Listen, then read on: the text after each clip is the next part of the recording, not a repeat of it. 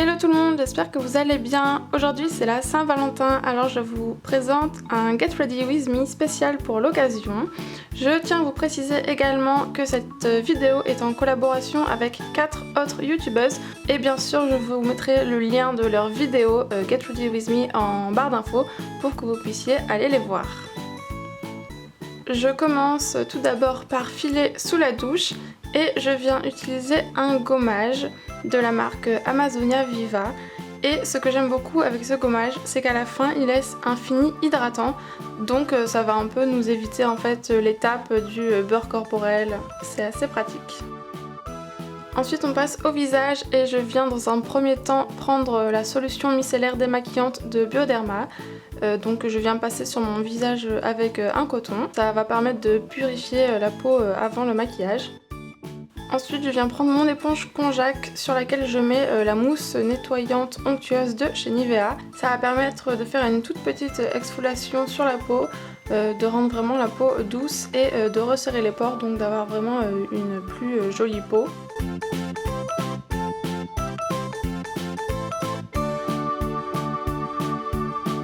Ensuite, étape très importante, surtout si on passe la Saint-Valentin en couple.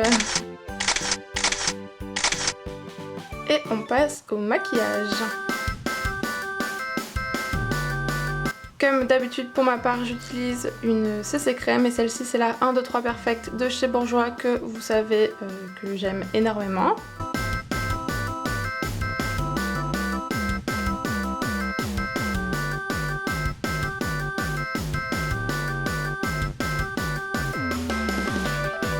Au niveau de l'anti-cerne, c'est l'instant anti-âge qui est vraiment mon anti-cerne chouchou du moment et moi j'ai la teinte beige nu.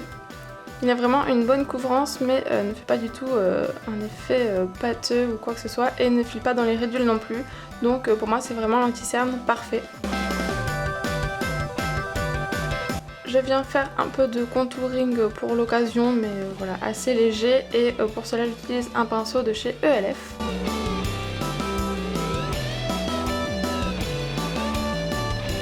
Pour les joues, je prends mon pinceau de chez Real Techniques et un blush de chez Kiko.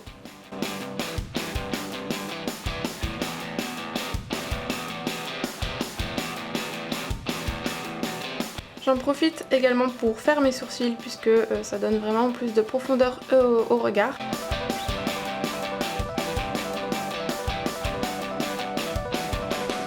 Pour vraiment matifier mon teint toute la soirée, j'utilise une poudre correctrice de chez ELF que je viens appliquer sur tout mon visage avec un gros pinceau de poudre.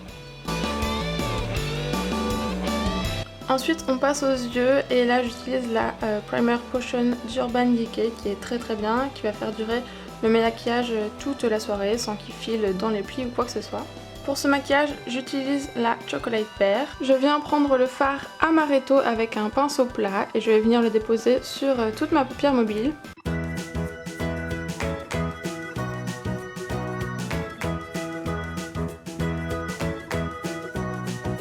Ensuite avec un pinceau estompeur, je viens prendre le fard Salted Caramel que je vais venir placer au creux de l'œil en fait, voilà, pour estomper le premier fard et en même temps créer un peu une ombre et un dégradé.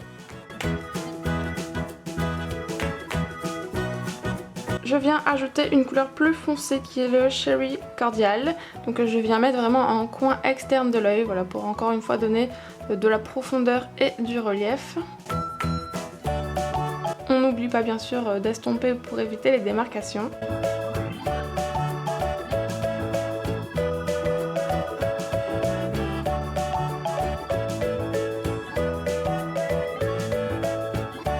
Vous pouvez vous arrêter là, mais moi je viens faire un trait eyeliner avec le fard Triple Fudge.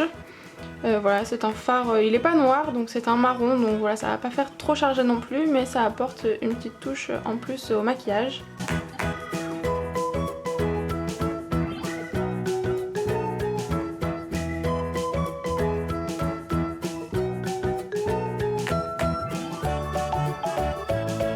Et au coin interne de l'œil, je prends le Champagne Truffle pour apporter un point lumineux. Pour le mascara, c'est The Rocket Volume Express de chez Maybelline qui est vraiment mon mascara chouchou du moment. C'est celui qui tient le mieux la courbure.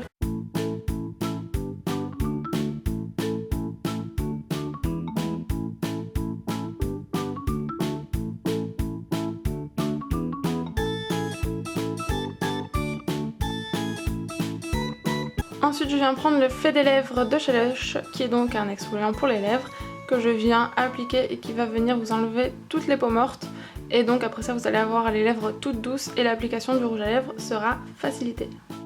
En parlant de rouge à lèvres, pour ce make-up j'utilise un de chez L'Oréal qui a une couleur un peu nude rouge bordeaux, pas trop flashy puisque voilà les yeux sont déjà chargés, donc j'ai pas voulu trop en faire. Et voilà ce que ça donne au niveau du maquillage.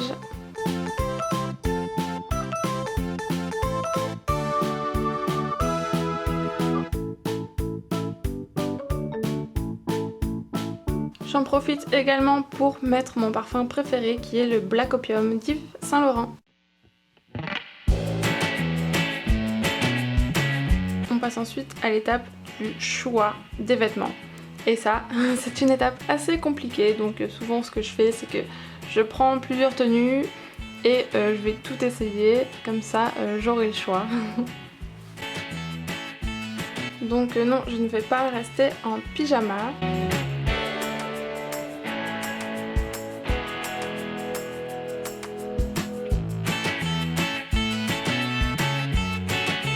J'opte pour une petite robe noire, voilà c'est ce qui passe vraiment partout et je vais venir quand même l'accessoiriser pour pas que ce soit trop simple non plus.